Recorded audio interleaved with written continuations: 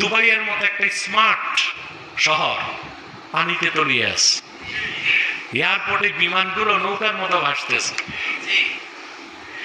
দুবাইতে ওরা একটা জঘন্য কাজ করে, এটা হচ্ছে ক্লাউড সিডিং, অর্থাৎ মেঘমালাকে দ্রুত কাছাকাছি এনে বৃষ্টিকে ঘনীভূত করে বৃষ্টিপাত ঘটানো সময়ের আগে। এটা হচ্ছে বৈজ্ঞানিক একটা পদ্ধতি, ক্লাউড সিডিং।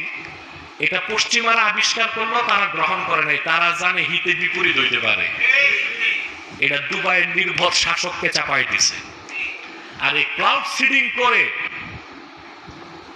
অবস্থা কি হয়েছে, সারা বছরে যে বৃষ্টিপাত হবে আল্লাহ বলেন ঠিক আছে, বেশি মাতব্বরি করো, এক রাতের বৃষ্টি দিয়া দুনিয়ার সবচেয়ে স্মার্ট শহরগুলোর একটা দুবাইকে আল্লাহ তাআলা অচল করে দিয়েছেন।